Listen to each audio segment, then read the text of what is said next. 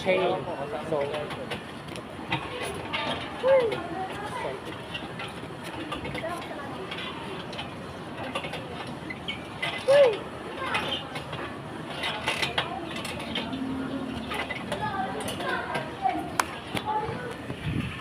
yes, so gabay kayo sa Pag-asa sa playground. So see you guys tomorrow for Australia. See you at the Elimination Chamber. Chain.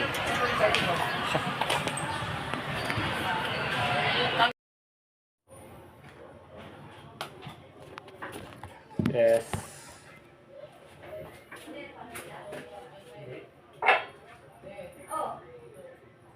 Set.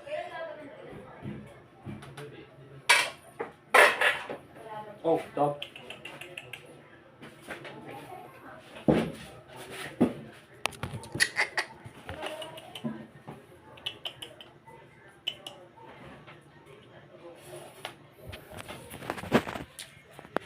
What's up?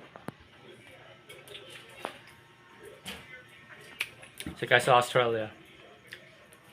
Elimination Chamber. Sa ko si.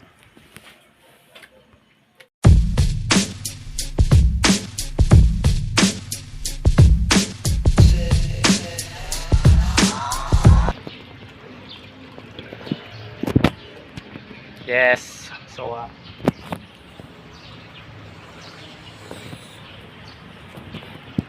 that's swimming pool. So dito kami guys sa staycation hotel sa Likanawan. Meron po tayong Mr. and Miss San Jose City 2024. So live bike. Ganda mo dito.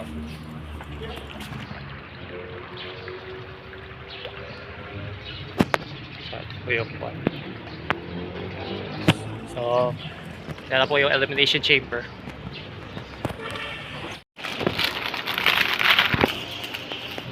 Yes, kami guys sa Staycation Hotel, the Mr. and Miss San Jose City 2024, sponsored by Krispy Kreme Donuts. So, it's toys. Kapag ball pen. So guys, may swimming pool.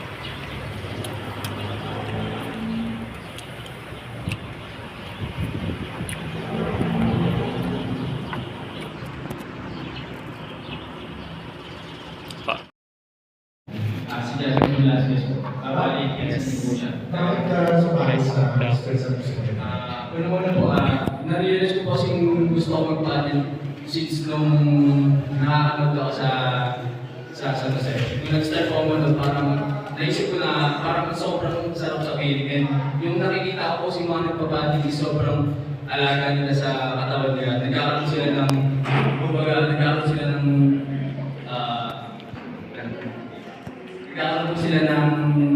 ano sa katawan nila. Kumbaga, naalagaan nila. So,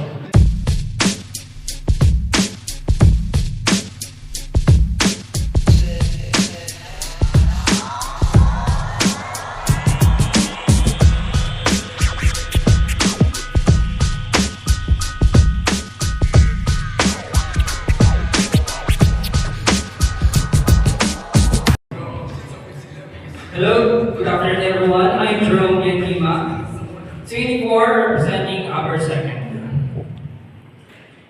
I'm currently working as admin assistant and receptionist at HPA Philippines. HPA Design Philippines Incorporated. And I have weekend hustle. I'm coaching kids in dance workshop and modeling workshop.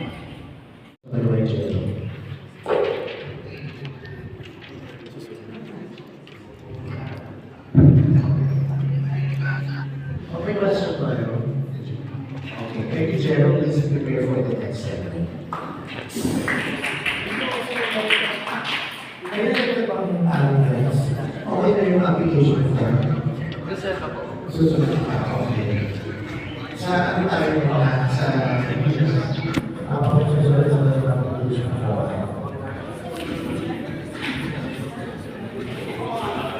So, ito kami guys sa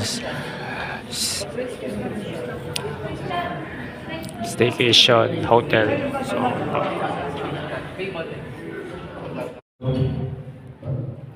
So my question is, like, how can a person overcome one's insecurity? Okay. I understand na meron po tayong kanya-kanya insecurities. And based po sa experience ko, na-overcome ko yung insecurities na yun by accepting myself.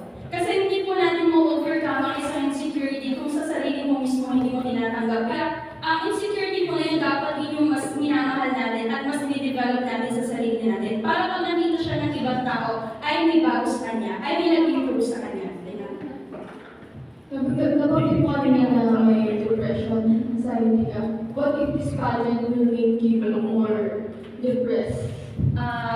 Katulad po last year, nag-join po ako dito and hindi ko ako napasa. Hindi ko sasabihin na hindi ako nasaktan, hindi ako na-disappoint sa sarili ko. Pero, kaya po ako sumali dito dahil na-overcome ko yung bagay na yun.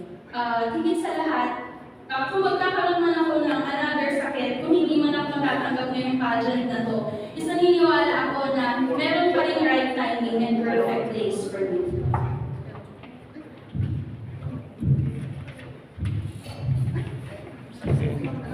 Hello, good afternoon. Hi. Hello, bro. Since 11 ka yes, so in what time ways check do you think you is can 5:18 influence PM. the So hapon na po. So elimination chamber na po. Gagawin ko ang aking boses para mapag-inform sa mga kabataan na kapag sa ganitong edad na kaya tumayo dito and kapag ginawa nila yun is kaya din nila. So, sa nakita ko sa So, application like, form I saw mo, street nasa yan. atin sa ibang kaya kayo. Doon po tayo. So, paano mo masasabi na ready ka na para sa stage na Mr. and Miss Success?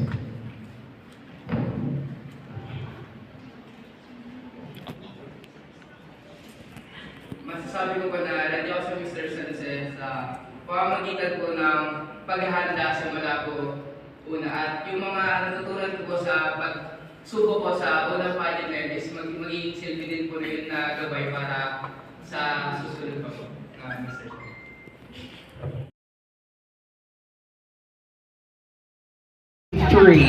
We have dominated the national and international stage, winning titles and runner-up titles for Mr. International Philippines, Miss Philippines Earth, runners-up, a national title for the Mr. Cosmopolitan Philippines, and for the first time, we have sent out international candidates to Mr. National Universe and Mr. Cosmopolitan.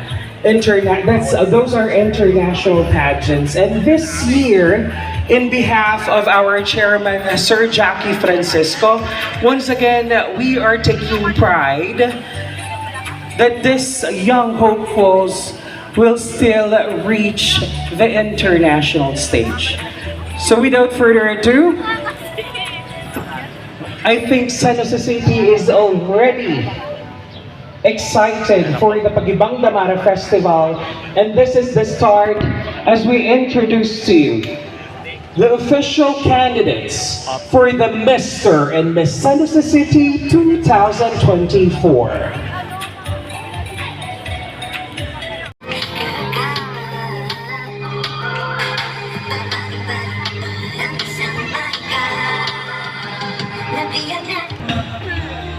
Eric Lance Avelino de la Cruz, 22, F.E. Marcos.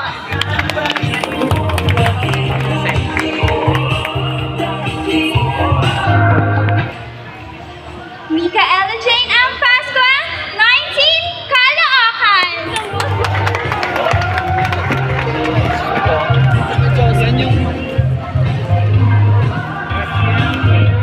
Miss San Jose City candidate number 11.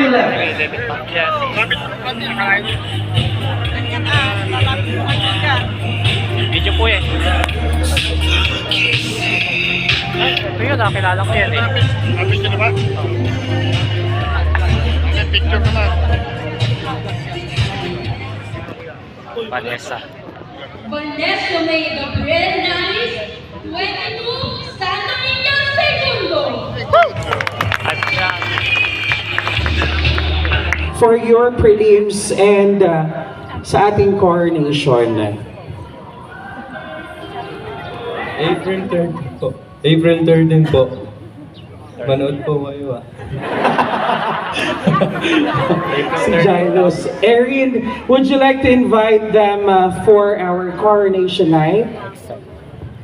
Yes, I would like to invite everyone to watch and support us on our coronation night at Pag-asa's Sports Complex to be held on April 19. Thank you.